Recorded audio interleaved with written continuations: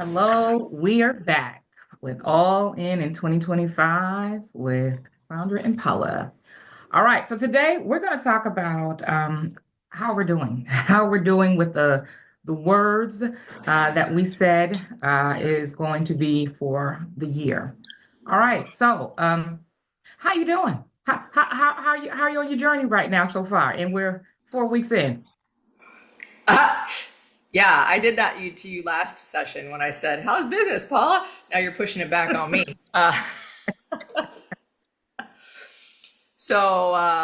doing pretty well, considering I've had some rough news here in the last couple days. Personally, that's been kind of hard.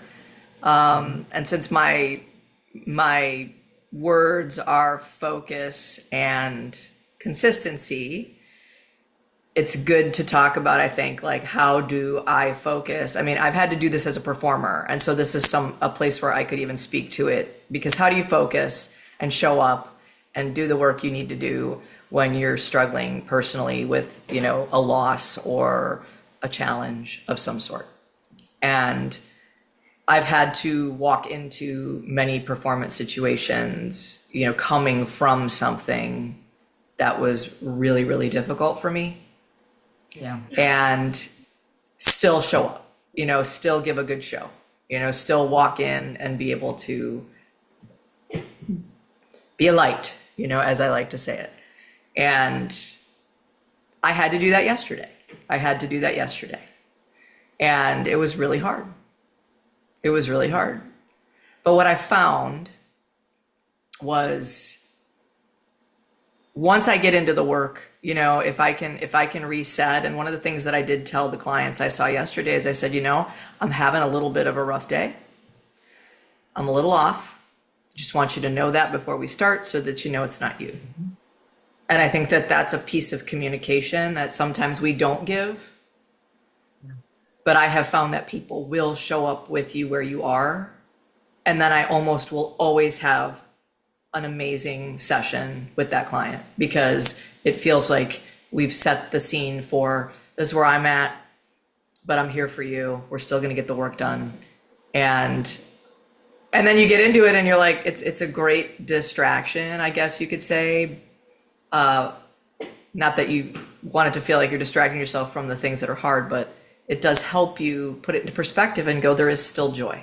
There is still work that we can do that.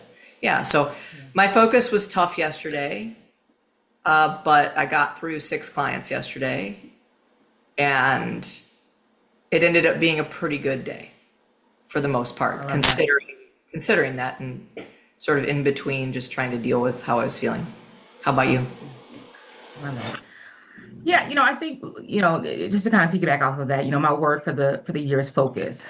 And I haven't done that great of a job, partly because I've taken on a little bit too much. But what I recognize is, and this goes back to what you were just talking about, is there's something to be said for being very transparent. When we are open and honest and even vulnerable with people, it helps, um, because we're not going to always be perfect ever. But more importantly is letting people know kind of where we are. And it doesn't mean you have to necessarily tell people what's exactly happening, but even just sharing and just saying, I'm in a space today, or this is what happened, it helps.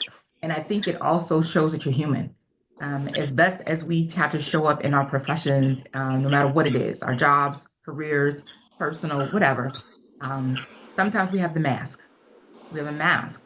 And I think what ends up happening is we're not showing up as ourselves. I always say that's one of my issues with social media, right? Is everybody puts all the great stuff out. And the reality is people are looking at that saying, oh my gosh, their life is so great. And the reality is, no, it's not.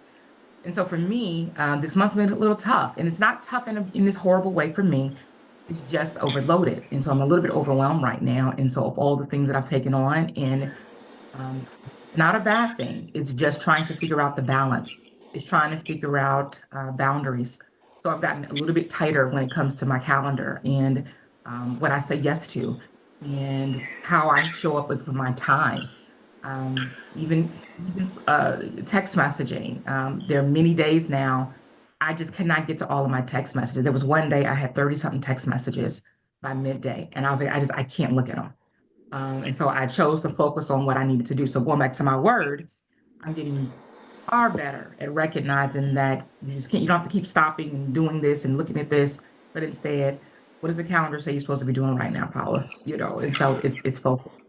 And again, not always easy. It's not easy, but if I'm going to stick to this word and go all in this year, I have to make sure that there's something to be said for um, even when things are happening.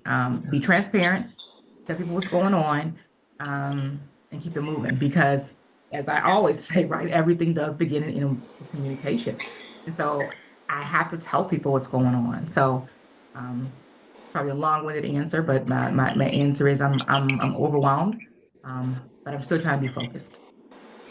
I just realized that I stole your word when I was explaining what I was doing. Focus. How do you So, focus? I probably should be more like, okay, mine were peace and consistency, right? So, but the focus one I think was important. It was kind of where I was yesterday. But right, I did, however, show up for myself in that yesterday. I had sort of the rough news, and then I still worked out. I still did my journal. I still, sat in my safe space in my living room and had my coffee and just tried to like put myself in a good headspace, even though it wasn't necessarily easy. And I find that we talked about it a little bit last time, that that's the key for me anyway, is to be like, what can bring me, into my center? What can I do consistently every day that's going to help me stay in that place of peace so that no matter what is happening, I can still be present in the best way that I yeah, can. And so and, that was how I showed up in my yeah. words yesterday. Your words. And I think that's an important piece of this is figuring out what to do in those moments. I've talked a lot about with people, everything we do is a choice. Everything we do is a choice. And so how we show up is a choice. And yes, even when we have the bad moments, even when we're in a state of shock, we have a choice in how we react. And it doesn't mean it's easy, but still sticking to the things that are important to you, right? Even with bad news, and recognizing what's good for you is you still have to do those things. I'm a tea drinker and I love tea. And so that's become my thing is I just want to sit down with my cup. Right, right, right. Just want to sit down with my cup of tea. And so there's something to be said for that's what brings me a little bit of joy. I've also said, my words in this stage of life are I want joy, peace, and happiness. And if it doesn't bring me joy, peace, and happiness, I don't want it around me. And that's important to keep me sane. And that allows me to have boundaries. So when we have these moments when it's tough, when we have these moments when we get bad news, when we have these moments when it's just hard to show up, it's us figuring out what it is that we're going to choose to do and how we're going to choose to show up. And again, I'm going to keep saying it. I'm not saying it's easy. You still have a choice. Still have a choice.